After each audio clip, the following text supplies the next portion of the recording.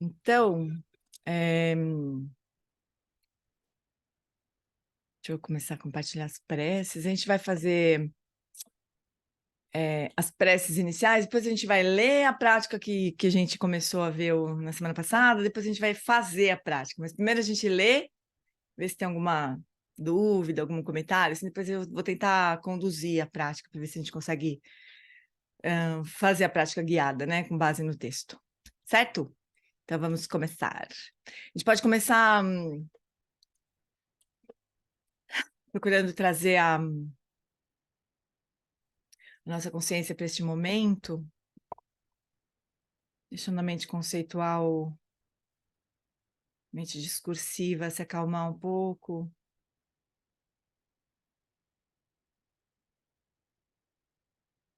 Relaxando o corpo, relaxando a fala interna e relaxando a mente.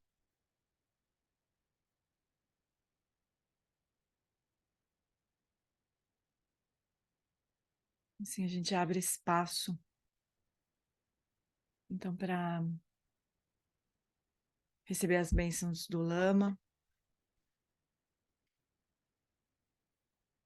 e renovar nossos votos de refúgio Bodhicitta. Hum. Na fronteira noroeste de Odiana, no coração de um lótus, está sentado aquele renomado Padmasambhava que alcançou o espantoso Supremo Cid e está cercado por uma hoste de muitos daquines. Seguindo suas pegadas, dedico minha prática, por favor, aproxime-se e conceda suas bênçãos. Guru Pema Siddhi Hum. Hum Orgen Yugi Nupchan Sam Pema Gisardon Pola Yamsen Chogi Madrumye Pema June Shesudra Kordo Kandro Mambekor Keki Jesu Dadruki Jinge Lapchir Sheksu So Guru Pema Siddhi Hum. Hum Orgen Yugi Nupchan San Pema Gesar Don Volan Yamsen Chogi Madrumye Pema June Shesudak Kordu Kandro Mambekur Kekir Jesu Dadruki Jingi Lapchir Sheksu So Guru Pema Siddhi Hum. No Buda, no Dharma e na excelente Assembleia da Sangha, até que alcance a iluminação, neles eu tomo refúgio. Através da minha prática das 6 perfeições, possam todos os seres sencientes alcançar o estado búdico. Sanjay Chodan Sochi Chonam La Janchu Bardu Dagni Chapsuchi Dagi Jingso Jipe Sonam Chi Drola Pengchi Sanjay Drupal Sho Sanjay Chodan Sochi Chonam Lam Janchu Bardu Dagni Chapsuchi Dagi Jingso Jipe Sonam Chi Drola Pentir Sanjay Drupal Jo.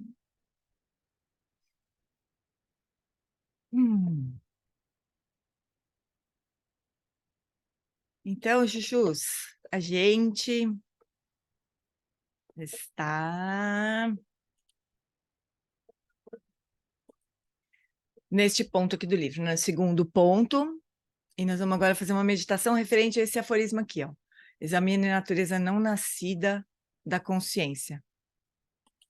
Então, a semana passada a gente parou aqui e ficou de ler esse trecho, depois então a gente tenta fazer, vou tentar guiar essa prática, né? Mas é uma prática de meditação para a gente reconhecer essa natureza da consciência, essa natureza não nascida da consciência, né? Então, sente-se ereto, com o diafragma relaxado, peito aberto, ombros soltos e relaxados. A gente vai fazer agora, só vai ler, depois a gente faz. Relaxe todo o rosto, especialmente ao redor dos olhos. Traga sua consciência para o espaço. Só uma coisa em relação aos olhos. Muitas vezes é difícil a gente nem sente que está tensionado aqui, né? Mas a gente pode fazer, exagerar, assim, abrir os olhos, fechar, sabe? Aí a gente sente que relaxou mesmo. Experimenta fazer isso. Abre bem o olho, assim, como se estendesse todos os músculos ao redor dos olhos, depois fecha, e daí solta. Não é uma outra sensação, assim, de suavizar, né, esses músculos? Então é interessante a gente fazer isso, porque a gente tensiona muito essa região, né, dos olhos normalmente. Então traga a sua consciência para o espaço à sua frente, direcionando o olhar ao longo da linha do nariz, sem focar em nenhum objeto. Então isso é, trazer a consciência para o espaço à sua frente é como se a gente quisesse enxergar, ter uma vista panorâmica do que está na nossa frente, sem nenhum ponto específico, né? Então, sem focar em nenhum objeto visual. Deixa a consciência visual repousar calmamente no que os tibetanos chamam de espaço que fica entre, né? Como se a gente quisesse realmente descansar nesse espaço que fica entre o nosso olhar e os objetos, né? Por 1 minuto ou 2, leve a atenção para dentro. Assim que surgir um pensamento, lembrança, imaginação, ou qualquer outro evento mental, esteja presente e note-o. Não permita que ele se afaste sem ser notado. Detecte-o rapidamente, sem suprimi-lo. Esteja presente com o que quer que surja na mente, sem se perder em memórias ou em sua imaginação. Paire sobre a porta de entrada da mente, exatamente onde surgem os eventos mentais. Descanse por 1 minuto ou 2, estabelecendo a mente em seu estado natural. Então, parar sobre a porta de entrada é como se a gente pudesse, realmente tivesse uma porta, assim, né? Por onde os pensamentos iriam entrar na nossa mente. E a gente ficar atento, assim, só para ver quando eles surgem. Mas sem se envolver, né? Sem contar história, sem empurrar também, só atento, para não deixar nem nada passar sem ser notado, né? Como diz o Lama. Agora passe para a prática do insight. Então, até aqui é uma prática de shamatha. A gente faz uma... A gente está querendo só deixar a consciência repousar, né? Nesse caso, no espaço da mente, só notando o que surge na mente, para que a gente não seja arrastado, né? Então, prática de shamatha. Agora a gente vai passar, então, para a prática do insight, né, de vipassana, examinando a natureza não nascida da consciência. Essa prática é parte de um terma, ou tesouro de ensinamentos, que está no Natural Liberation Padmasambhava's Teachings on the Six Bardos. Então, a liberação natural, a gente não traduziu ainda esse livro, não sei bem porquê também, mas a liberação natural, os ensinamentos de Padmasambhava sobre os 6 bardos. Esse termo foi descoberto por Karma Limpa no século XIV, em uma caverna na montanha Gampodar, no Tibete Central, e é atribuído ao mestre tântrico indiano do século VIII, Padmasambhava. Só rapidinho, comentando isso aqui. Uma das coisas mais importantes, né, das atividades iluminadas mais importantes para Padmasambhava foi justamente esconder esses tesouros. Todo mundo já tem familiaridade com esse termo, que é terma? Esse termo, terma? Não, né? Então, termas são justamente isso, são ensinamentos que Padmasambhava deu na época dele, no século VIII, né?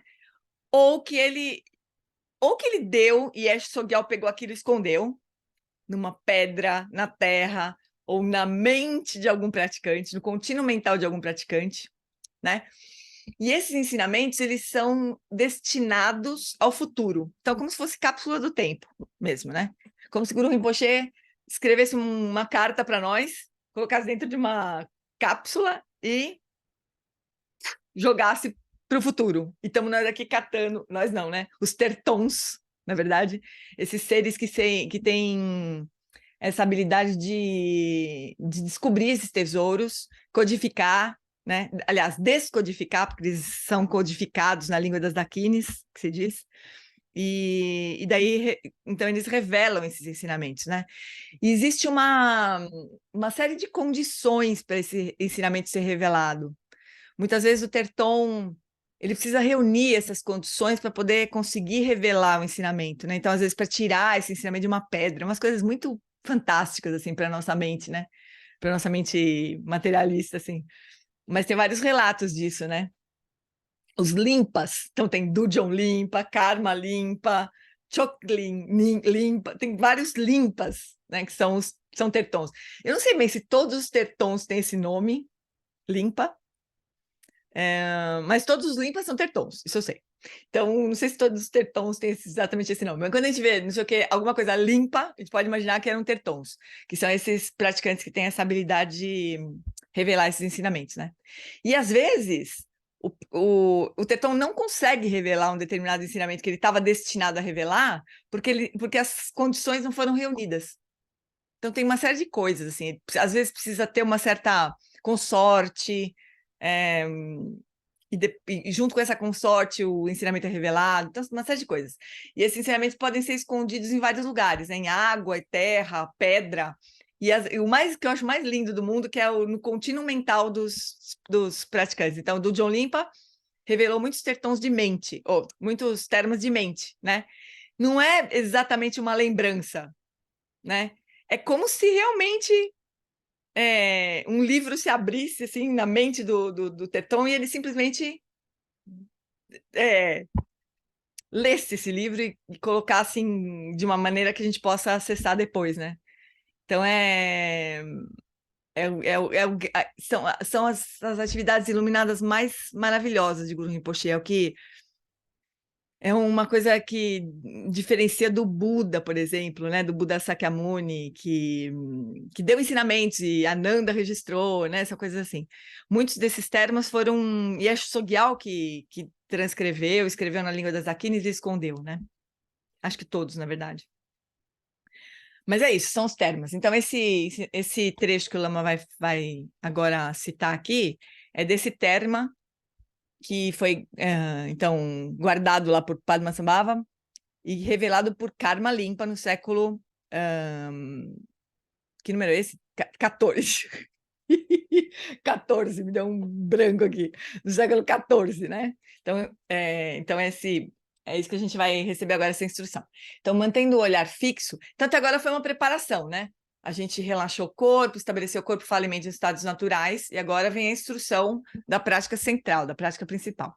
Então, mantendo o olhar fixo, deixe que a consciência permaneça sem oscilar, de maneira clara, nua e fixa, sem ter nada em que meditar, assentada em seu próprio espaço. Quando a estabilidade aumentar, examine a consciência que está estável. Então, libere-a suavemente e relaxe. Mais uma vez, concentre-se com firmeza e observe sem distrações a consciência desse momento. Qual é a natureza dessa mente? Aqui, repara que o Lama está usando a palavra mente como intercambiável à consciência, né? Como sinônimo de consciência, desde que ela observe a si mesma com firmeza. Ela é algo claro e estável ou é um vazio que não é nada? Há algo a reconhecer? Olhe novamente e relate sua experiência para mim.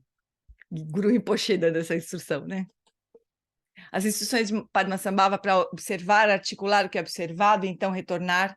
As instruções de Padmasambhava são para observar, articular o que é observado, e então retornar para receber mais instruções. Vai ser difícil de conduzir essa prática, né? Mas vamos ver mais. Assente sua mente no espaço à sua frente e deixe-a permanecer ali presente. Só rapidinho. Essa prática aqui, o Lama deu várias vezes, eu acho, em retiro para nós, né? E ele usava a palavra inverter. E isso causava uma confusão, assim. Não sei se se lembram disso, alguém talvez se lembre. Né? Você está deixando a consciência repousar, aí ele falava, agora inverta a consciência para ela mesma. Então as pessoas tinham a sensação que elas tinham que olhar para dentro, assim, né? Inverter como, né? Eu estou olhando, a consciência está no espaço à sua frente, daí você inverte. Dá uma sensação que você tinha que contrair, assim, né? Ou, sei lá, de alguma forma... Mas não é exatamente isso, né? É como se a gente quisesse notar, sem fazer nenhum movimento, né? Mas como se a gente quisesse notar o que é a própria consciência. A gente está colocando a consciência no espaço à frente, né? Solta, assim, sem se fixar em nenhum objeto, estável. Tá? Aí a gente quer notar o que é, afinal de contas, essa consciência. Qual é a experiência que a gente tem de consciência? Como é que ela é? Né? Mas não é exatamente inverter a consciência para ela mesma, né? Como Lama muitas vezes conduziu, assim, né? Não tem esse movimento, vamos dizer assim. É só vamos imaginar assim que a gente está querendo deixar explícita a experiência de consciência, que está sempre implícita, né? Agora a gente está aqui conversando. Então, sei lá, eu estou aqui falando, prestando atenção no Darcy que está tomando uma água numa coisa igual, quase igual a minha. Tintim, Darcy. Então a gente está consciente um do outro aqui, mas implicitamente a gente sabe que não está dormindo, por exemplo, né? A gente sabe que está consciente. Mas esse saber, vamos dizer assim, é implícito. Então, aqui nessa prática, como que se a gente quisesse deixar explícito isso? E, além disso, investigar. O que é isso? Tem alguma coisa viva aqui? Ou é nada? Ou quando a gente olha para a consciência, quando a gente experiencia a consciência propriamente, a gente tem a sensação de que caiu num vazio. Qual que é a experiência que a gente tem, né? Essa é a investigação, é uma prática de Vipassana, né? A gente está investigando a experiência que a gente tem. Então, essa é a primeira instrução. Aí o Padmasambhava diz, bom, faz isso aí e depois me conta o que aconteceu, né? Seria assim. Aí ele continua, assente sua mente nesse espaço à sua frente e deixa permanecer ali presente. Examine bem, o que é isso que você possui e que assentou-se aqui hoje? Olhe para ver se aquele que assenta e a mente que está sendo assentada são um ou dois. Quando a gente tem a sensação, né, tá seguindo a instrução de deixar a mente repousar no espaço à nossa frente, ou a consciência repousar no espaço à nossa frente. Quem está fazendo isso? Né? Tem uma diferença, quer dizer, tem alguém que manda a consciência ficar. São dois ou é um? Então, se há mais de um, isso é a mente? Observe, qual que é a realidade da chamada mente? Deixe que aquele que está ponderando como é a mente, observe a própria consciência e procure por ela. Observe sem distrações a consciência do meditante e busque por ela. Observe, na realidade, a chamada mente é algo que existe. Observe se é um vazio que não é nada. E se você diz que é um vazio que não é nada, então como poderia um vazio que não é nada saber como meditar? De que adianta dizer que você não consegue encontrá-la? Se ela não é absolutamente nada, o que produz o ódio? Não há alguém que acha que a mente não foi encontrada? Observe isso com firmeza. Então, é uma prática de Vipassana, né? As práticas de Vipassana, elas são práticas investigativas que não têm resposta necessariamente, né? A gente não vai possivelmente conseguir responder as perguntas que estão colocadas aí, né? Você tem a impressão que é nada? Quer dizer, você cai num vazio que não é nada? Você, sei lá, tem a sensação de deixar de existir quando você deixa de dirigir a consciência para algum objeto, né? Aí a gente pode pensar, não, né? Então, não, então cadê a consciência?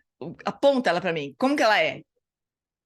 Também não consigo, porque não tem exatamente, né, como apontar. Então a gente fica nesse desconforto mesmo, né, de não conseguir nem responder que sim, nem que não, nem muito pelo contrário. E aí é esse o objetivo da prática das práticas de Vipassana, né? Produzir insights, assim. A gente pode nem conseguir explicar, né? Mas o processo leva a gente a ter uma compreensão, talvez até difícil de explicar, né? Porque normalmente é assim mesmo, essas coisas mais complicadas, mais complicadas não, mais sutis, são difíceis de a gente colocar em palavra, né? Mas isso não importa muito, porque o que importa é a gente ter uma experiência de que, pô, a consciência realmente ela não é nem nada e nem alguma coisa que eu posso pegar na mão, apontar. Não é uma coisa nem outra, né? Eu não posso dizer que é nada, porque quem está dizendo que é nada? Se é nada, né? Como é que pode surgir raiva, né? No nada? Tem um nada, daí surge raiva, daí surge pensamento. Ao mesmo tempo, não é alguma coisa também, né? Então, a gente não consegue dar conceituar exatamente, mas pode ter uma experiência de que é assim, sabe? É assim. Consciência é assim. A natureza dela é essa mesmo, assim, né? Ou talvez não também, talvez a gente fique achando que maluquice essas perguntas todas sem pé nem cabeça. E também tá tudo bem, não tem problema nenhum, né? Mas a gente vai repetindo. Mas Professora? sou eu. Oi, Rafa. Oi, tudo bom? Boa Boa noite. noite. Eu queria fazer uma pergunta justamente a respeito, né, dessa questão da prática de Vipassana, porque algumas traduções que eu vejo, né, de Vipassana seria assim, ver as coisas como elas são, né, ou Isso. ver a vida como ela é. Uhum, E isso não implicaria, então, já um estado, um samadhi, já um estado de absorção meditativa, uhum, onde existe um grau de lucidez, né, com certeza.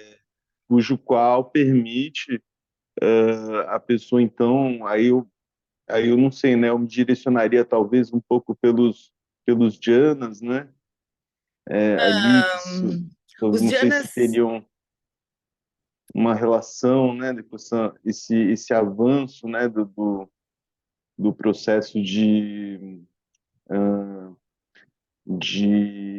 aprimoramento, de aprofundamento, né, da experiência meditativa, né? Uhum. Essa é mais ou menos o meu assim, né, um pouco do meu questionamento, né, se tem sentido, né, essas colocações. Vou te dar uma resposta que o Lama Wallace dá quando as pessoas perguntam, mas parafraseando a sua pergunta, é assim: tem algum sentido fazer prática de Vipassana sem ter atingido nenhum grau de estabilidade de shamatha? Ou, né, sem ter atingido shamatha, na verdade? Porque você tem razão, né? As práticas de Vipassana significa mesmo ver claramente e pressupõem uma estabilidade para você poder fazer essa investigação, né? Aí o Lama respondia assim: se não fizesse sentido, eu não ensinaria, né? Porque ele sabe qual é a nossa condição, assim. Ele sabe que ninguém que estava ali recebendo ensinamento sobre Vipassana tinha atingido Shamatha, né? Mas mesmo assim, essas práticas elas tiram a solidez, sabe, das experiências, assim, e trazem algum grau de insight. E conforme a gente vai avançando nas práticas que estabilizam a atenção, né? Que são as práticas de shamatha, a gente vai aprofundando nossa capacidade de produzir insights a partir das práticas de vipassana, né? Então, tradicionalmente, sim. Mas é sempre importante, Rafa, a gente entender a prática que está sendo oferecida no contexto em que ela está sendo oferecida, né? Aqui a gente está estudando um texto de treinamento da mente, né? Que vem do mestre Atisha, né? Dentro desse treinamento da mente, e é interessante, muito interessante ver que o primeiro passo, né? O primeiro passo, na verdade, o primeiro aforisma ali é justamente estabilizar. Então, atingir algum grau de estabilidade, ainda que não seja um grau de absorção meditativa, nem de samadhi, nem coisa nenhuma, mas um grau de estabilidade da mente, né? Depois vem as preliminares, a gente investigar os 4 pensamentos que transformam a mente, por exemplo, né? Em seguida, quando ele começa a falar de bodhicitta, né? Ele começa por bodhicitta absoluta. Quer dizer, ele já parte. A gente fala parte para ignorância, mas nesse caso ele parte para cortar a ignorância de uma vez, assim, de uma forma, né, de cara radical, assim. E com essas práticas para a gente investigar a natureza última da experiência, quer dizer, é de saída isso, né? O que a gente conseguir desenvolver de insight aqui, nesse momento, vai servir para tudo que vier na sequência, né? E é sempre um caminho circular, sabe? Circular não, espiral, na verdade, né? Como diz o Lama Santen, um caminho que começa aqui e a gente vai passar muitas vezes por ele, pelo mesmo ponto, em oitavas diferentes, até que no final a gente vai perceber que não saiu do lugar, que esse ponto era exatamente igual a este, né? Então é isso. Sim, você tem razão. O caminho gradual seria como você disse, mas a gente não está nesse contexto de caminho gradual. A gente tá, os lamas estão como que, assim, atirando todas as boias, né? O que a gente pegar, pegou, né? E vai servir com certeza, ainda que não seja completamente. O que você acha, Rafa? Ótimo. Uhum. É isso, Grato nesse pela contexto é resposta. assim. Uhum. Deu para, acho que esclarecer, assim, ó. Tem todo sentido. Bem-vindo, viu? Oi, Darcy, fala, meu bem. Valeu, professor. Não sou professora, Rafa. É, Fala, Darcy. a questão que eu acho assim, a gente está aprendendo algo que é transmental, transpessoal, transracional, mas a gente usa a razão, a gente usa a mente para, né? Então, a ideia não é compreender em palavras ou compreender, mas Isso, é saber, isso, né? E saber é o insight, né? exatamente. Então, numa hora, você pá. Então, não tem como qualificar a consciência. É. É inqualificável. Tudo que eu Mas é falar a possível respeito de da ser conhecido. consciência fica, É. hein? Mas é possível de ser Fica, experienciado, né? Não não, tem com como certeza, traduzir, experiência mas direta. tem como A experienciar, mesma exatamente. coisa dos cinco sentidos. É, Como é que você vai explicar o azedo? é. Se eu te perguntar, Agora, gente, também é o seguinte, né? Não é nada extraordinário, né? É assim, todo mundo está consciente nesse momento. A gente tá todo mundo consciente, né?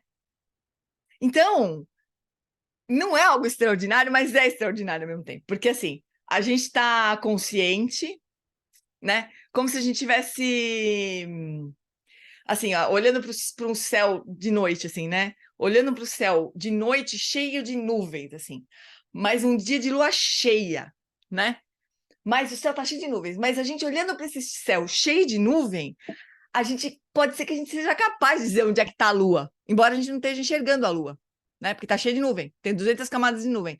Mas a gente olha um clarão, assim, um lugar do céu que está mais claro, a gente fala assim, meu, a Lua está ali. Eu não estou vendo, mas a Lua está lá, né? Então, o fato de a gente poder localizar onde é que está a Lua é possível para todos nós, né? A gente está vendo o Rigpa? A gente está experimentando a natureza última da consciência? Não está. Mas a gente sabe onde está. Para que lado, para onde mirar, né? O Lama uma vez falou isso para mim. Eu tinha naqueles retiros de 8 semanas lá, uma história dessas de reportar, né, a experiência nas entrevistas. E eu achei que eu tinha tido puta insight, assim, um negócio super extraordinário, né? Aí ele falou isso para mim. Então, você tá vendo onde tá a lua, né? Então, agora eu continuo olhando para ela, porque vai ter uma hora que as nuvens vão fazer assim, ó, e pode ser que você veja a lua, né? Mas vai ter que ficar lá esperar que o vento bata, né? Ou dar uma soprada, assim. Porque pode acontecer isso, né? Agora, pode acontecer de tudo também. Pode acontecer de a gente estar fazendo uma prática, ou mesmo sem fazer prática, só né, no rala e rola da vida, a gente ter uma sacada maior, assim, mais livre, né, da consciência, né? Que poderia ser, a imagem seria assim, as nuvens dão uma abridinha, assim, fala, e daqui a pouco fecha tudo de novo, né? Mas não importa, porque a gente vai meio que farejando essa experiência, né, da consciência nua, né? Que hoje ela está atrapalhada. Eu queria compartilhar com vocês, se vocês me permitirem, e já me desculpando com o Rinpoche de uma vez, mas é que tem muito a ver com o que a gente está conversando. Eu estava terminando fazendo essa revisão agora de tarde. Quer ver? Deixa eu achar aqui. Do livro do Tenzin Wangyal sobre yoga dos sonhos, né? E ele estava falando sobre. Deixa eu pegar aqui. Ai. Um pouquinho. Deixa eu ver que capítulo que é para eu. Capítulo 28, acho. Capítulo 28. Progresso. Obstáculos. Olha só que genial. Isso aqui é ultra secreto. Que é o texto que está ainda em trabalho. Estamos trabalhando ainda nele. Mas é assim, ó. Ele está falando sobre yoga do sono, não é yoga dos sonhos, né? Mas ele fala que a clara luz, o Rigpa, está disponível o tempo todo para nós, né? Mas que tem obstáculos diferentes. Então a gente se perde da clara luz natural do dia, agora aqui, Rigpa está presente agora aqui. Por que a gente não vê? Porque a gente se distrai com os fenômenos sensoriais ou mentais. Né? Então, o obstáculo durante a vida da vigília é as aparências externas, a gente se distrai, a gente olha para um objeto e, o objeto, ou surge um pensamento e a gente, o pensamento. Nós nos perdemos nas experiências, nas visões, nos objetos dos sentidos. Um som vem e nos leva para longe. Sentimos o cheiro de pão assando e nos perdemos em um devaneio de pão fresquinho saindo do forno. O vento move nossos cabelos, fazendo cócega da nossa nuca, e nós perdemos a consciência sem centro de Rigpa. Em vez disso, nos tornamos um sujeito experimentando uma sensação como objeto. Se permanecermos na luminosidade de Rigpa, a experiência será diferente. Quando um som surge, estamos conectados ao silêncio no qual ele surge, e não perdemos a presença. Quando uma imagem passa diante de nós, estamos enraizados na espaciosidade da consciência pura, e não seguimos a mente em movimento. Maneira de superar o obstáculo da aparência externa é desenvolver estabilidade na clara luz natural. Então, ela está presente aqui agora, nesse momento. Né? A Lua está ali, escancarada, mas a gente está distraída com as nuvens. Olha aquela nuvem em forma de ursinho, olha aquela estrela, não sei o quê, né? Aí tem a presença da clara luz do sono, né? Quando a gente dorme, o que impede a gente de reconhecer a clara luz é o sonho. A gente está dormindo ali, não tem nada na nossa mente. Se tivesse lucidez, né? Não tem nada acontecendo lá, só nós e a nossa mente, nossa consciência. De repente, surge um sonho, a gente pega e pula para dentro do sonho, né? Depois, no Samadhi, na meditação, é uma outra possibilidade de a gente reconhecer Rigpa, né? E, obviamente, que os pensamentos são o obscurecimento da clara luz do Samadhi. Surgem os pensamentos, a gente se distrai na meditação. E depois, na clara luz da morte, o que nos impede de reconhecer Dharmakaya, né, ou Rigpa, na hora que a gente morre, são as imagens do bardo. Então é super bonito isso, porque o Rinpoche está dizendo assim, olha, tem muitas possibilidades de reconhecer Rigpa, em todos os momentos. Quando a gente está acordado, quando a gente está dormindo, quando a gente está fazendo meditação, quando a gente está morrendo, né? E a gente só não reconhece porque se distrai com alguma coisa. Em cada um desses estados, né, dessas situações, a gente vai se distrair com uma coisa diferente. Então, pessoal, nós somos distraídos, esse é o nosso problema. A gente se distrai e se deixa arrastar, né? Ô, Gê, Oi. só fazendo uma ponte aí, uma vez o Dzongzha Khyentse Rinpoche deu esse ensinamento, ele disse, para o budismo, o demônio no budismo é a distração. Esse é o demônio, Satanás. Mara. Eles usam essa palavra, isso, né? demônio mesmo. A gente vai sendo arrastado alegremente por uma coisa, por outra, mas... Então, assim, eu acho maravilhoso esse ensinamento do Rinpoche, e o Lama também quando a gente estuda os bardos, ele dá esse ensinamento também, né? Mas Rigpa está disponível a qualquer momento, a gente não precisa meditar para isso, a gente não precisa fazer yoga dos sonhos para isso, né? Podia ser agora, 1, 2, 3 já, né? Mas a gente fica absorvido pelas sensações, pelas impressões sensoriais, pelos pensamentos, né? Fala, Hobbes. Jane, eu podia entender, então, que a mente é a distração, porque, no certo Não. sentido, deixa eu falar o que eu estou pensando. Porque, no certo sentido, conceitualmente, eu entendo uma diferença, até o Alan Wallace dá uma resposta nesse retiro, da diferença entre consciência e mente. Porque a consciência está fora do tempo e tal, e a mente, ela, digamos assim, ela é o que a gente está mais acostumado aqui, como você acabou de ler. Quando eu estou aqui, eu estou distraído pelos sentidos físicos. E a mente é que está coordenando isso, dando uma certa direção. Quando eu estou sonhando, a mesma coisa, só que não são os sentidos físicos. Agora, a consciência está presente em tudo, até quando eu estou sem sonho. A consciência está lá. Mas eu não sei diferenciar, na experiência direta, uma da outra. Parece só que eu só tenho mente. Parece que eu tenho a mente distraída pelos sentidos físicos, parece que eu tenho a mente distraída pelo sonho, e parece que eu desmaio quando eu não estou nenhum nem no outro. Parece simplesmente que eu não. Mas a consciência está lá, mas eu tenho uma distração que faz com que essa experiência, porque não é experiência de consciência, é a consciência autocognoscente. É muito complicado falar isso, porque, pelo que eu entendo, né, que a consciência não é eu vou achar a consciência, nunca. A consciência é ela, está ali, ela não tem início nem fim e tal. A mente não, a mente, na verdade, é a consciência como luminosidade aparecendo com condicionamentos.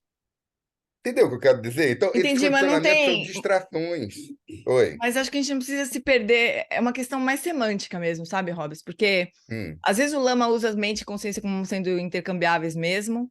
E às vezes ele, quando ele está ensinando shamatha, né, que é uma prática claramente dualística, ele fala que mente é o espaço onde surgem todos os fenômenos mentais, né? E a gente dirige a consciência para esse espaço da mente. Mas aqui, nesse texto de Guru Rinpoche, ele usa como se fossem palavras iguais, assim, mente e consciência, né? Mas o fato é que, assim, ó, tem aspectos da mente que são manifestos, então os pensamentos, por exemplo, emoções, todos os fenômenos mentais são manifestos e se manifestam a partir dessa luminosidade, né, dessas infinitas possibilidades, assim. Mas tem um aspecto não manifesto que é o que a gente está chamando aqui de consciência mental, né? Então a gente tem consciência mental, que é essa mente que a gente chama psique, né? Que o Lama também chama de psique. Tem a consciência substrato, tem a consciência primordial. São graus diferentes de condicionamentos mesmo. Mas é consciência de uma ponta até a outra, né? Essa história, você não está vendo a lua, mas você sabe onde ela está.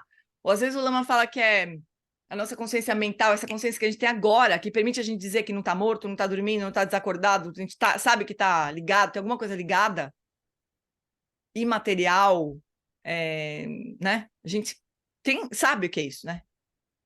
Ele sempre pergunta, alguém aqui tem dúvida de estar consciente? Sempre tem um engraçadinho que levanta a mão lá, para fazer uma graça. Mas, geralmente, a gente sabe que está consciente, né? Você tem dúvida que você está consciente? Pô, não, né? É muito óbvio, muito imediata essa experiência, né? Ele fala que essa é a ponta do raio de sol de Rigpa. Mas não é outra coisa. É o raio de sol de Rigpa, né? Só que é através de muitas nuvens de condicionamento, é isso. Mas é a mesma consciência, Hobbes, é isso que é importante a gente notar. E que a gente só não enxerga o sol propriamente porque a gente está distraído. Agora a gente está distraído com os sentidos físicos ou com as coisas que surgem na nossa mente, com o corpo, né? Com todos os nossos... Porque, gente, tem coisas que a gente não consegue explicar para o outro se o outro não tiver experiência. Por exemplo, os sentidos. Explicar o que é ouvir para quem que não ouve é impossível. Ouvir a experiência. E ver, mas a gente sabe. A gente sabe que ouvir é diferente de ver. Isso a gente não tem a menor dúvida. Fica mais complicado porque que a gente é consciente, entre aspas, nesse sentido de que a gente está aqui, não tenho a menor dúvida que a gente, né, você tem, eu tenho, então a gente sabe do que a gente está falando. Agora, a consciência prístina, aquela que não tem início nem fim, e Então, Robert, mas é mais difícil, o Lama sem ser diz... conceitual, tudo bem, mas Não, do ponto não é de vista de conceitual. ser. Não é Eu sei, conceitual. exatamente. É ter essa experiência. Será que na meditação? Não, eu acredito que sim, mas eu não consigo de diferenciar de que agora eu acalmei a mente conceitual por alguns segundos. Não vou conseguir agora, mas imagina que eu consiga, tá? Eu acalmei a mente conceitual e não dormi. Aí estou lá. Até que ponto eu realmente estaria diminuindo a distração e realmente ali eu estaria tendo, seria rig, seria consciência prístina, primordial, o nome que você queira dar. Não sei. É que Hobbes, é isso que eu estou querendo dizer. É a mesma coisa. É a ponta do raio de sol de Rigpa. Só que o ponto é esse, a gente imediatamente se move, né? A gente é arrastado para um lado para o outro. É só essa diferença.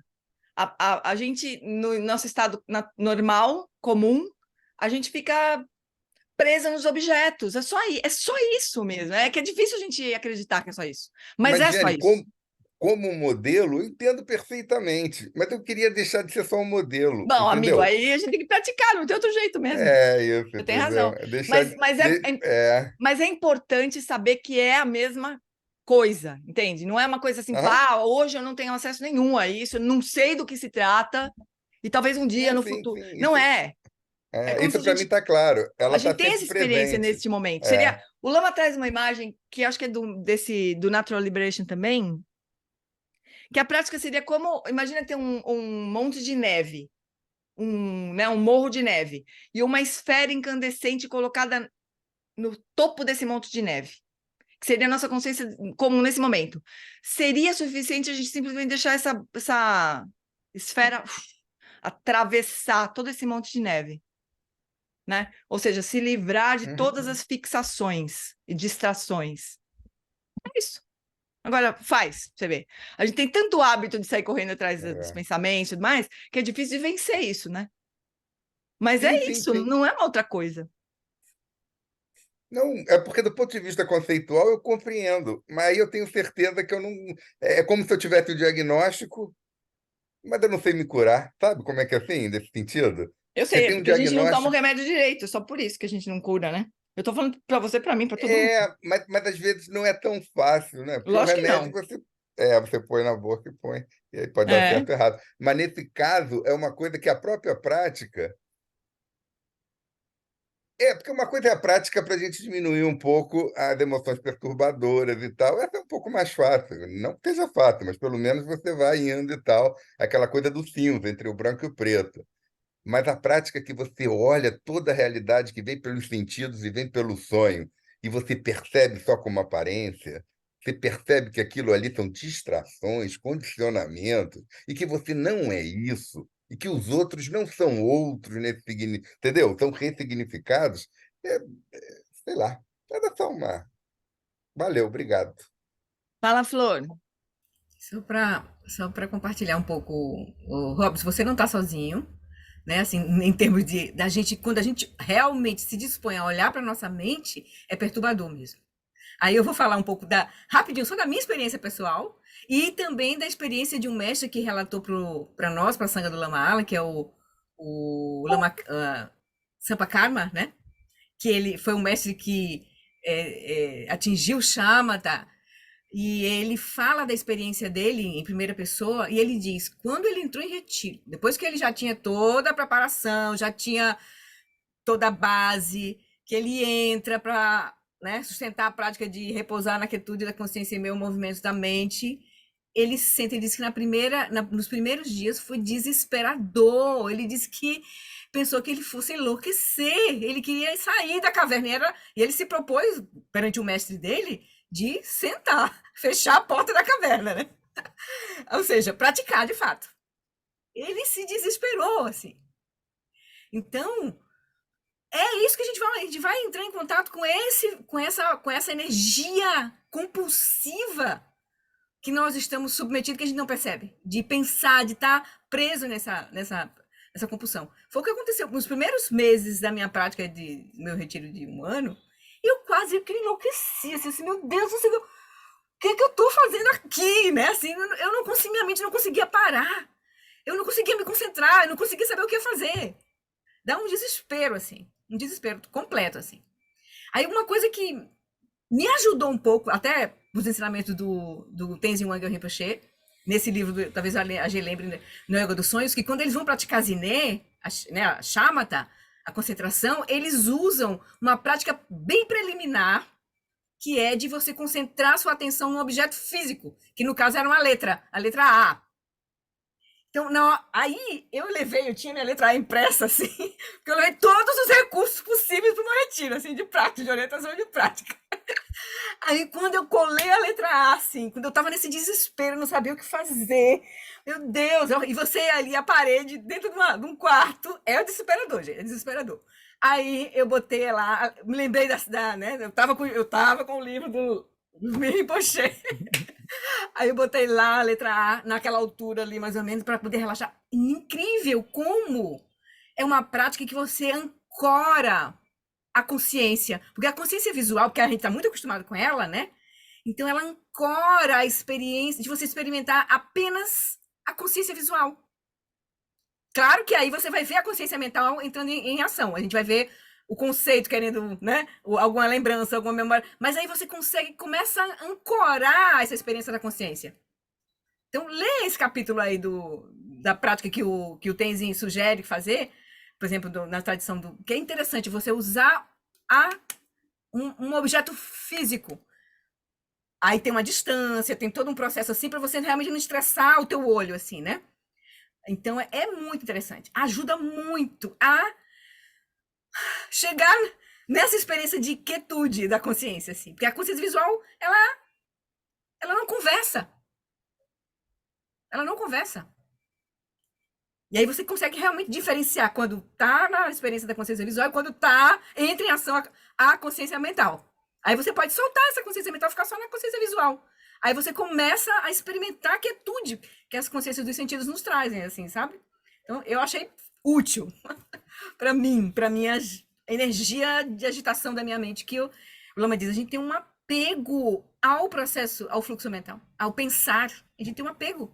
É difícil soltar isso. Pelo que eu muito entendi, esperador. Flori, você teve uma experiência direta que era possível continuar com a consciência visual sem ter uma intermediação direta da consciência mental e Isso. você não caiu no sono sem sonhos. Quer dizer, Isso, ajuda. essa Ajuda você a ancorar a experiência da consciência. Peraí. valeu, Não tem obrigado. jeito. Gente, não tem jeito. Na verdade, assim, a consciência mental, ela tá sempre junto com as consciências sensoriais.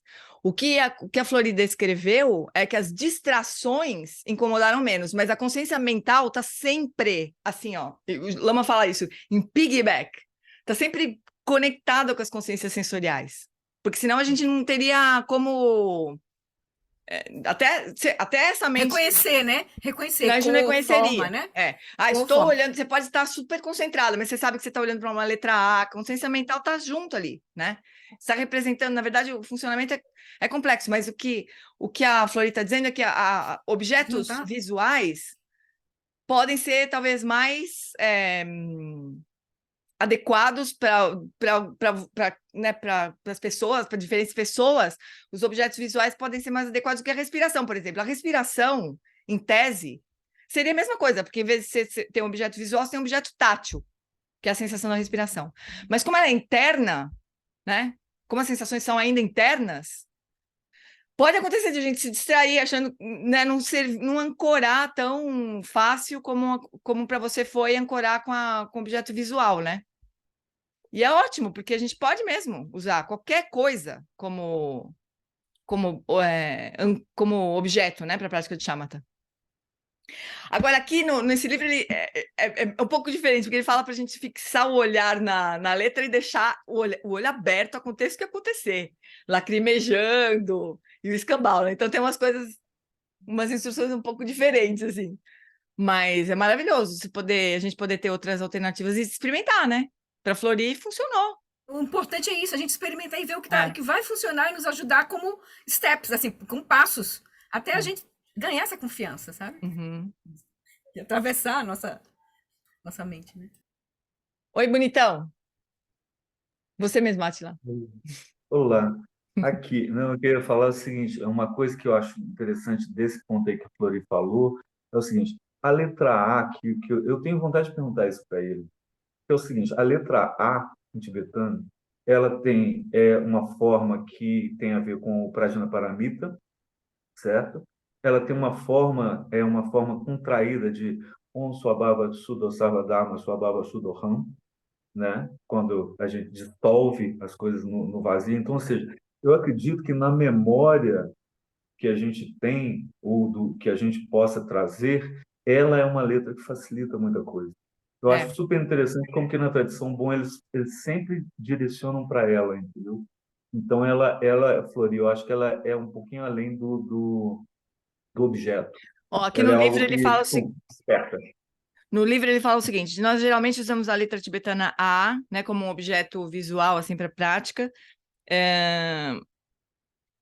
que está nessa imagem aqui. Eu acho uma pena que no livro ele não coloque a imagem colorida, sabe? Porque é super bonita, né? Deixa eu destacar aqui para vocês verem. Mas ó, Ele dá essas duas formas aqui, a concêntrica nos círculos aqui coloridos e a letra só em preto, né? E ele fala o seguinte, que existem muitos significados simbólicos, mas aqui, nesse capítulo de Shamatha, ela é usada simplesmente como um suporte para o desenvolvimento do foco. Então, se nesse contexto a gente fizesse uma pergunta assim, ele diria que não interessa, porque é só um suporte, né? Mas Você me ele fala, respondeu. Obrigado. mas ele Você fala, me não, mas respondeu. ele fala assim, no entanto, a gente pode usar qualquer objeto, a letra A do alfabeto inglês, no nosso alfabeto, uma imagem, um som de um mantra, a respiração, praticamente qualquer coisa. No entanto, é bom usar algo conectado com o sagrado, porque ele nos inspira, né? Então, se possível, use o mesmo objeto toda vez que você praticar, em vez de ficar mudando de objeto. E a continuidade apoia a prática. É também algo que... so somewhat preferable. O bom fala o seguinte, o Rinpoche fala assim, de alguma forma é preferível usar um objeto físico fora do corpo, porque o propósito é desenvolver a estabilidade durante a percepção do objeto externo. E, ao final, os objetos nos sonhos. Então, aqui ele ensina um objeto visual, porque este livro é de yoga tibetana dos sonhos, né? Então, no sonho, a gente vai ter essa experiência de observar alguma coisa que está fora de nós. Então, ele treina usar a letra A, né? Um objeto visual, porque é isso que a gente vai fazer no sonho. A gente está treinando para reconhecer o sonho, né? Com lucidez. Então, é sempre importante também a gente entender o contexto, né? Que os ensinamentos são dados, assim. Ele falaria muitas coisas sobre a letra A. Aliás, ele fala muitas coisas sobre a letra A nesse livro, porque ele teve um sonho. Depois vocês leem, comprem o livro quando ele for lançado em janeiro deste ano que vem, a nova edição, né, do livro de... Vai ser lançado no retiro do Rinpoche em janeiro. É esse, mas é uma outra edição, Carmen. Já tem data, Gê? Janeiro de 2024 vai ser Não, data. Ai, putz, tem tanta coisa nesse janeiro aqui. 14 a 21 de janeiro. Dia 14 vai ter uma palestra na Tibet House. E aí os outros dias vão ser de retiro lá no Pestana, perto da Paulista, né? Naquele hotel perto da Paulista. Então, preparem-se. Eu não sei qual vai ser o tema. Eu imagino que seja Yoga dos Sonhos, né? Mas não sei. Mas vai ter o lançamento do livro. Então, tem muitas coisas muito legais, assim, que, né, nos ensinamentos do Rinpoche, assim. Esse foi o primeiro livro que eu li dele, foi minha conexão primeira com ele. Foi o primeiro retiro que eu acompanhei dele aqui no Brasil. Eu me lembro que a primeira pessoa que me falou dele foi a Flori. Acho que a Flori tinha lido esse livro aqui, tinha se apaixonado, falou, o Rinpoche, já comprei o livro ali, já me apaixonei também. E logo foi o primeiro retiro que eu fui dele também aqui no Brasil. Então é muito legal, ele e o Lama Santen são super amigos, assim, se conversam, o Lama Santen já foi de aluninho dele no Retiro do Rio de Janeiro, né? Foi a coisa mais bonitinha do mundo. O Rinpoche uma hora perguntou durante o retiro, assim, o Lama Santen estava sentadinho ali do meu lado, né? Ele perguntou, quem leu tal livro? O Lama Santen levantou a mãozinha, assim, eu li. Mais lindo deles. Oi? Ele fez questão que o Lama Santen fosse no retiro, ele convidou, insistiu na Ele presença do sempre Lama. convida o Lama Santen, né? O Lama vai. Oi? O Lama vai. Não, o Lama foi do Rio de Janeiro, há muitos anos atrás. Não, mas eu estou falando desse outro, que ele vai também. Ah, com certeza. O Rinpoche sempre convida. O Lama que se enrola, não consegue ir, mas ele sempre convida. Mas do Rio de Janeiro, o Lama foi. Fala, Flor. Hoje, e só para dizer, já que a gente tocou nesse assunto, né? Eu acho que se a gente tiver a oportunidade, a gente que tá se aproximando, que está com a conexão com o Dzogchen, né? E, por exemplo, os ensinamentos do John Lin, pelo Lama Alma, pelo estilo, se a gente puder ter uma oportunidade de fazer uma conexão presencial com o Rinpoche, com o Tenzin Wangyal Rinpoche, isso é muito valioso para nós, porque ele nos coloca dentro da mandala da prática, diretamente. Ele não é um mestre que elabora, tem elaborações conceituais. Ele vai direto para o coração da experiência, assim. Então, ele é muito interessante. Ele nem deixa a gente rodear muito. Tipo, eu tava brincando com a Átila, né? Que Possivelmente, se no ensinamento desse a gente perguntar por que a letra A, porque tem um simbolismo do mantra, ele ia cortar na hora, falando, né, isso aqui é só um apoio, sabe? Porque ele não deixa a gente ficar muito no mental, assim, sabe? Muito... Mas às vezes eu também já vi ele dando altas explicações, né? Tântricas e o escambau dos símbolos, né? Então a gente nunca sabe. Mas em geral ele é assim, ele aponta muito para a experiência, ele não deixa a gente se prender nas explicações mais filosóficas, assim, né? O que eu acho precioso também. O Eric também é assim, né? O Eric também não deixa, simplesmente não deixa. E última coisa que eu ia comentar, depois a gente pode voltar para o livro se vocês quiserem, mas a última coisa que eu ia comentar é que tem um caminho mais direto também do Mahamudra, que é de a gente experienciar essa consciência desse momento, né? De novo, e de novo, a cada 5 segundos, e de novo, sem tentar sustentar um foco, né? Mas simplesmente soltar tudo, relaxar completamente, soltar a mente no espaço à nossa frente, de novo, né? A cada expiração, assim, e se familiarizando com esse estado livre, né? De objetos, mas é um outro caminho também, né? De experiência, né? Então, são várias instruções diferentes que a gente pode experimentar, né? E ver o que mais serve para a gente, né? Eu estou um pouco com receio de guiar essa prática, eu estou preferindo, sabe o quê? Procurar uma condução do próprio Lama, sabe? Sobre essa prática aqui. Porque a gente fez várias vezes essas práticas. Então, eu acho que eu vou fazer isso. Eu vou procurar nos áudios que a gente tem, dos retiros e tudo mais, talvez nesse próprio do Dharmatolo, acho que pode ser que a gente tenha uma prática parecida, assim. E aí, se eu não achar, semana que vem a gente faz, assim, né? Eu conduzo, assim, tá bom? Logo de saída, assim. Porque também a gente agora ficou tanto falando que é difícil mudar né? A gente pode começar logo no início da prática, assim, do encontro. A gente faz as preces e já começa logo. Se eu achar. Se eu não achar, também a gente faz isso. Mas aí eu tento guiar com esse texto mesmo. Bom, amores, mas é isso. Acho que acho que é importante a gente não achar que é uma coisa extraordinária, né? Que tem uma continuidade assim entre a experiência que a gente tem agora, 1, 2, 3, agora e a cada instante, né? E compreender que seria suficiente se a gente pudesse soltar todas as distrações e a gente seria, né? Iria cada vez mais se aproximando da consciência pura e aberta e luminosa de Ripa, né? Mas então o Lama segue aqui. Encerra a sessão. A prática de examinar a natureza não nascida da consciência aprofunda e amplia a prática diária formal para além dos limites deste corpo, dessas condições, dessa vida. As práticas no texto raiz do treinamento da mente em 7 pontos, cultivar a estabilização meditativa, estabelecer a mente em seu estado natural e examinar a natureza não nascida da consciência, no tempo de Atisha do século XI, eram baseadas em séculos de experiência contemplativa que visavam alcançar a iluminação em uma única vida.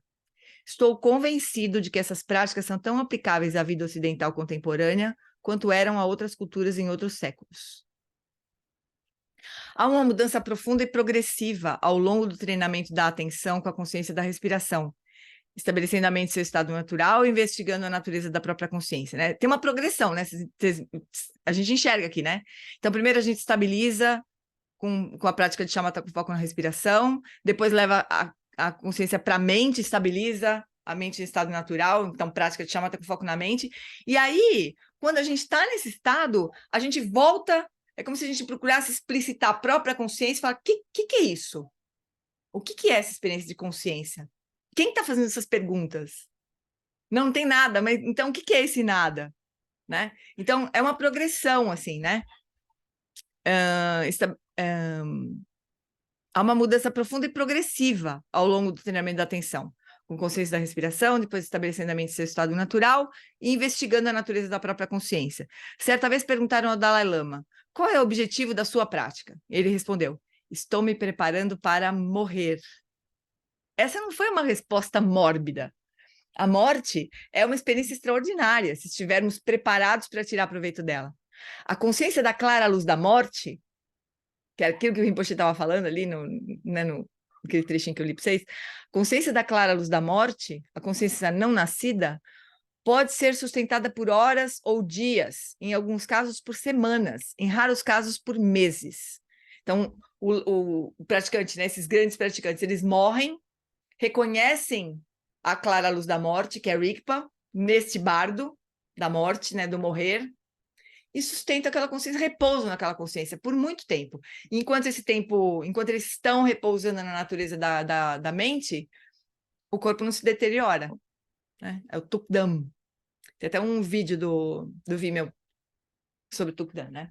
O treinamento da mente aconselha a nos prepararmos para a morte, examinando a natureza não nascida da consciência durante a vida.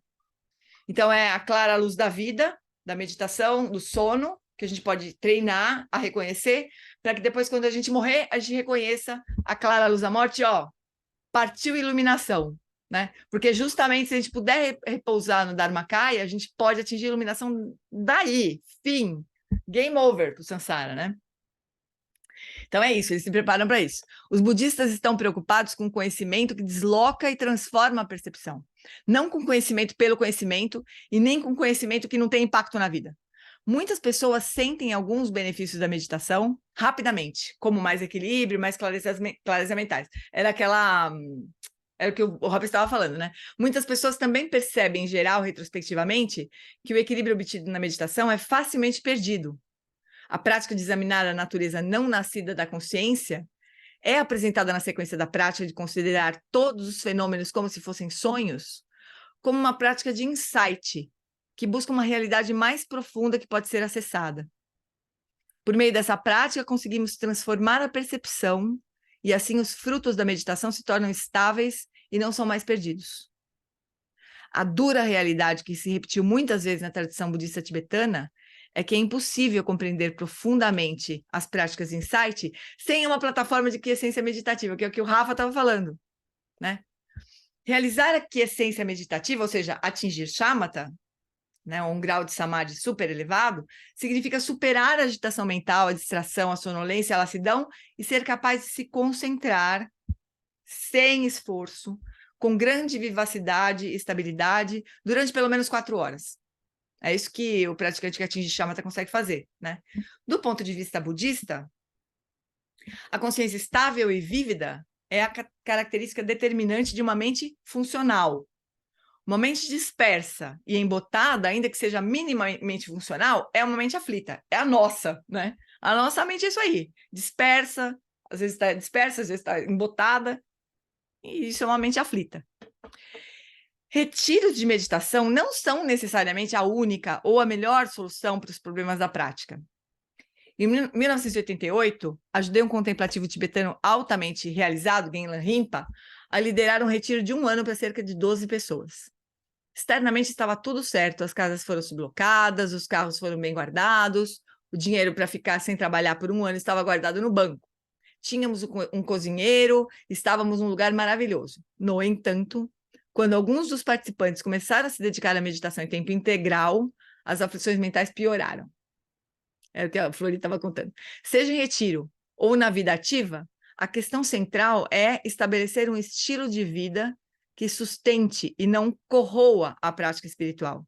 E o treinamento da mente em 7 pontos aborda esse problema. Então, esse ensinamento, o Lama justamente dá para nós que não estamos em retiro e que esperamos em algum momento poder entrar em retiro, né?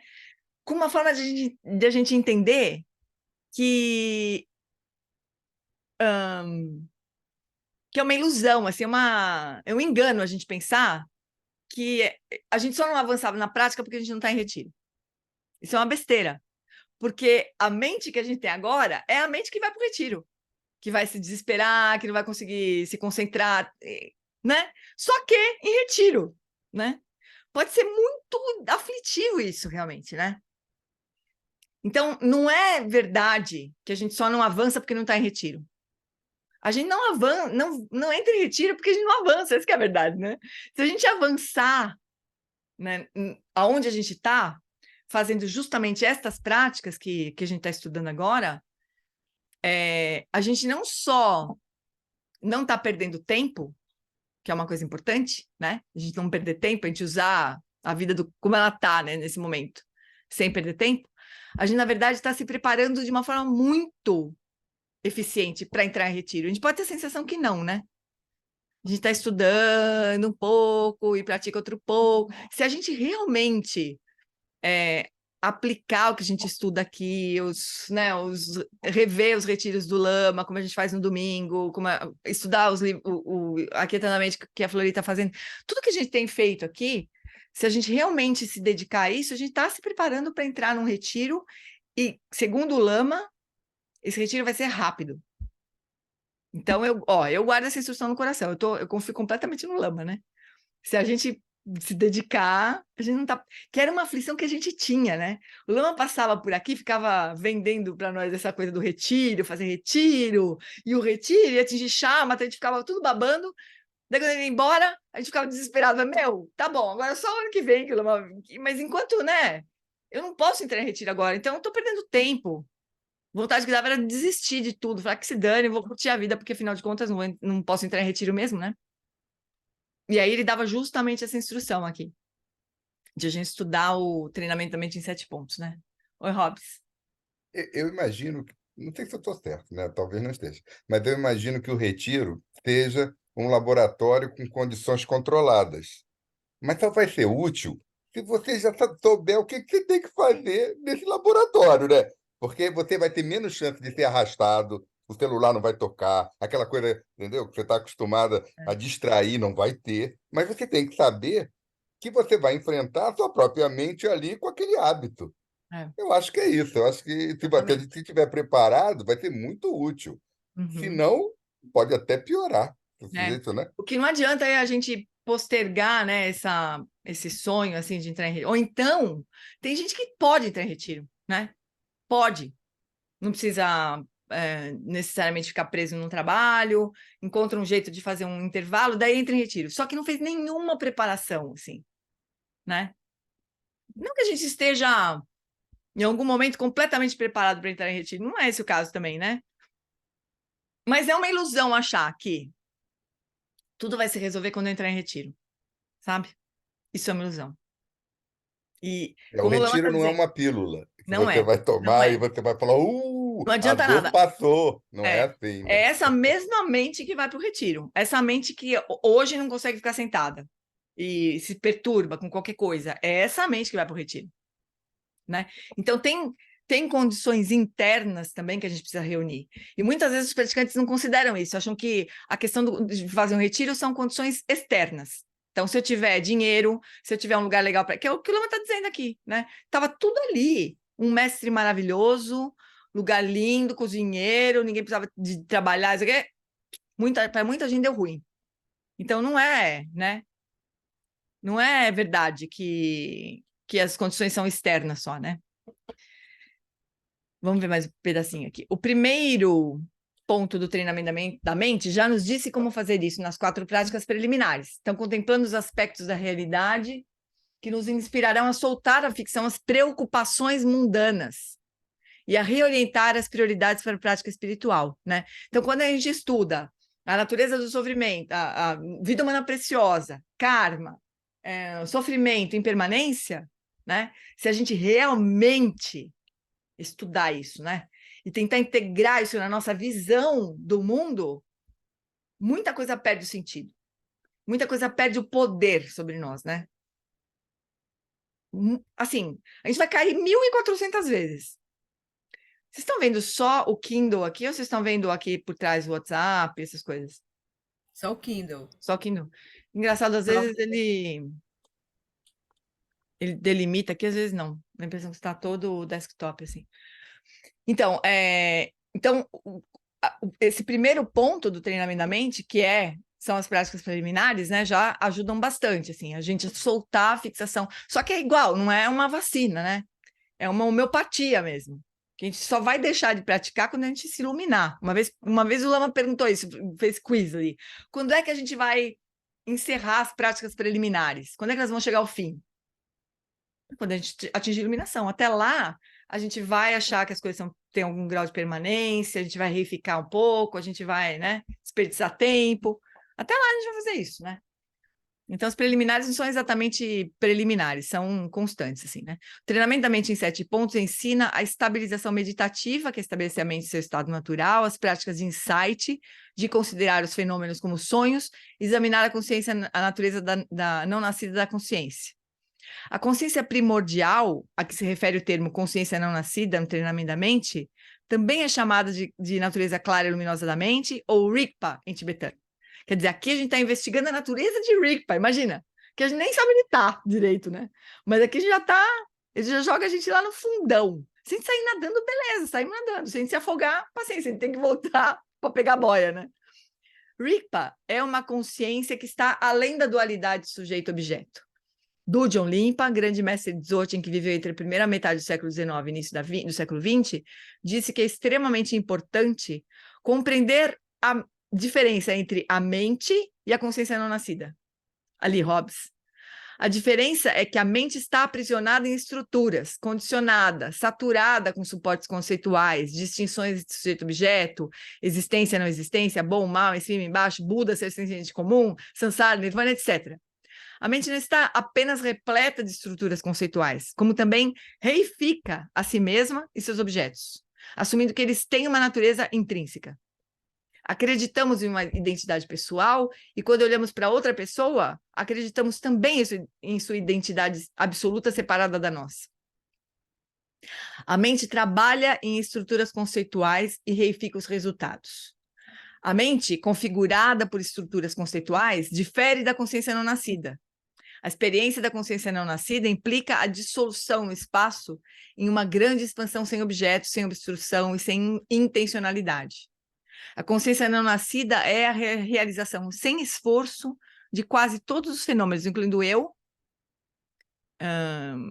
de que todos os fenômenos, incluindo eu, são destituídos de uma natureza independente e autossuficiente. A mente dualista e a consciência não nascida são muito diferentes. A primeira é a consciência que se tornou deludida. Então, penetrar a natureza da mente é ver que nunca houve nada além da consciência não nascida. Então, para usar a metáfora tibetana, a consciência não nascida é como água e a mente é como gelo. Porém, o gelo não é outra coisa senão a água em uma forma diferente. Eu fiz uma adaptação aqui para explicar a consciência substrato, né? Que é uma consciência intermediária entre a mente comum e a consciência primordial, que seria a consciência, a nossa mente comum seria gelo, a consciência substrato seria gelinho, raspadinha, naquele gelo meio quebrado, assim, e a consciência primordial seria água, né? Mas é tudo água. É isso que eu acho legal, né? Que a gente pode pensar, né? A gente não é uma outra coisa. Então, o treinamento da mente diz, examine, e não especule, debata ou estude. Esse aforismo do segundo ponto é curto e destemido. Cada palavra tem significado. Existem duas abordagens para esse aforismo. Eu tenho que lembrar de falar aforismo. Eu tenho mania de falar aforisma. Existem duas abordagens para esse aforismo na tradição tibetana, ambos legítimos e ambos levando ao insight, a bodhicitta absoluta. Uma abordagem é teoria antes da prática, que coloca a teoria primeiro e a meditação em segundo lugar.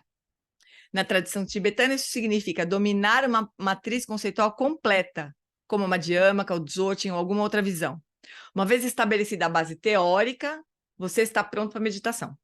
Essa é uma boa abordagem, e depois de cerca de 4 anos, você possivelmente você terá conhecimento suficiente da filosofia para ensinar, mas compreender não significa ter insight.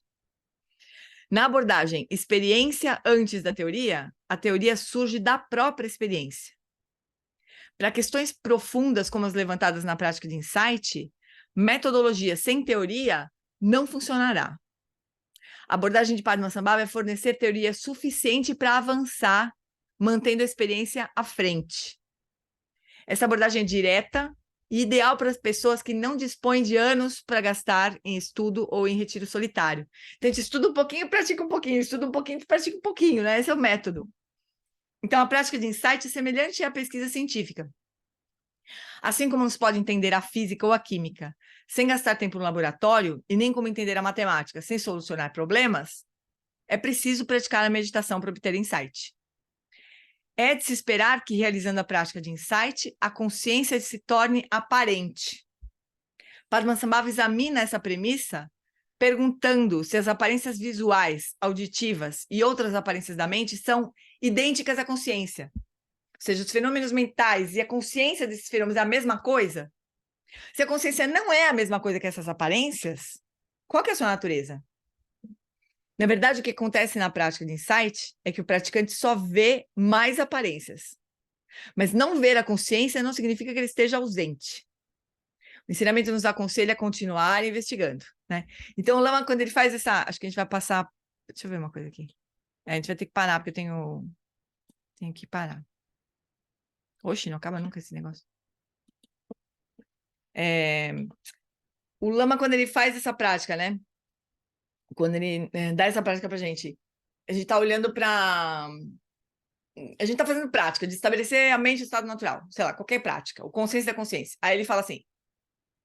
Agora, aquela maldita palavra que pode confundir a gente, inverta o foco da atenção, mas leva a atenção agora para aquele que está fazendo a prática. E daí ele fala, o que você vê? Né?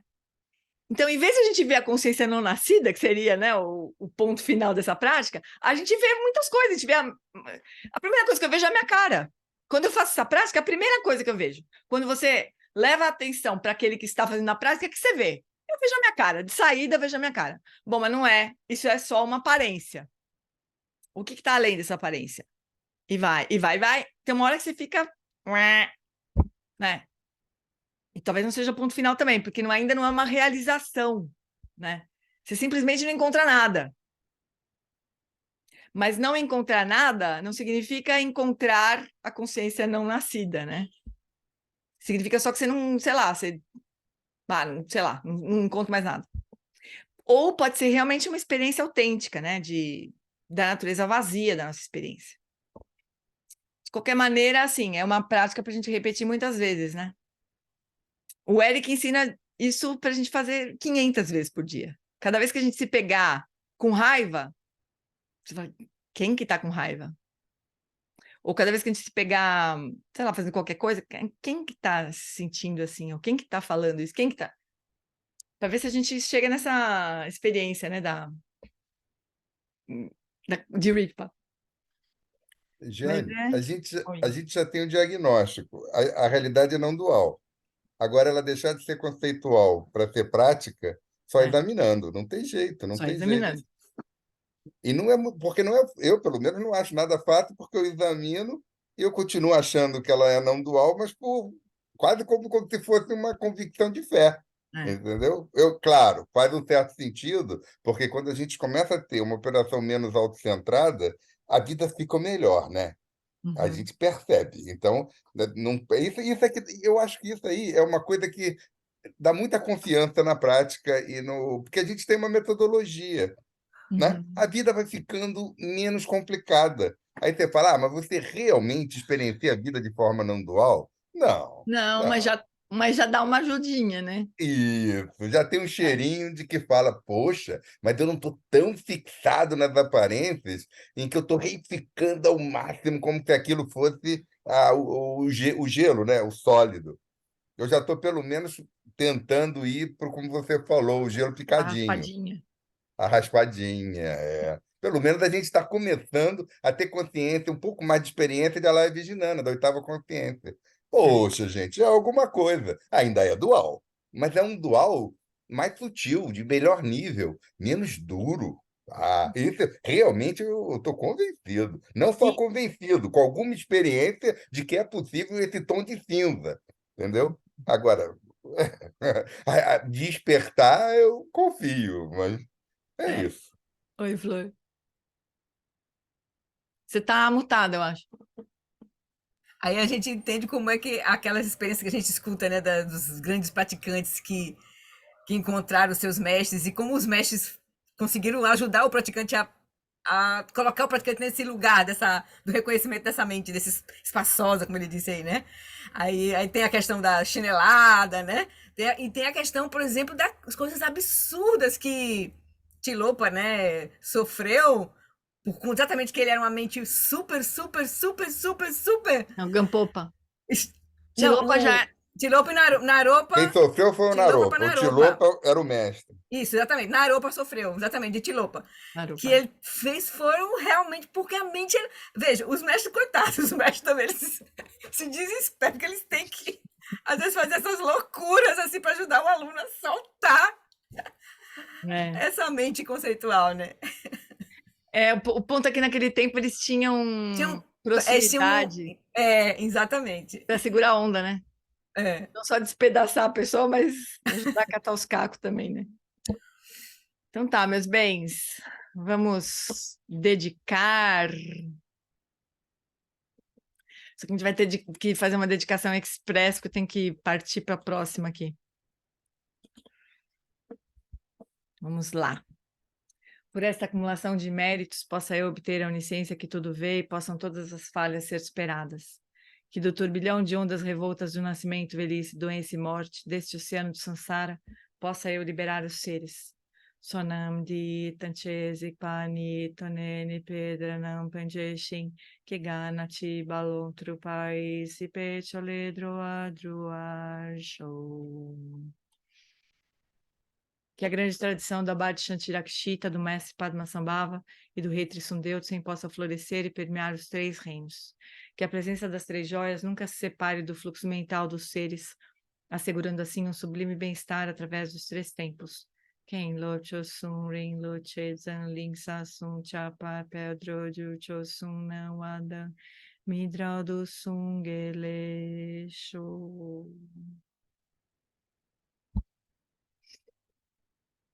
Muito bom, fofuras. Boa semana. E a gente se vê domingo, então. Certo? Obrigada. A gente se vê na sexta. Beijo. Tchau. Obrigado. Beijo. Semana pra todos. Gente. Gratidão, boa semana. Beijo.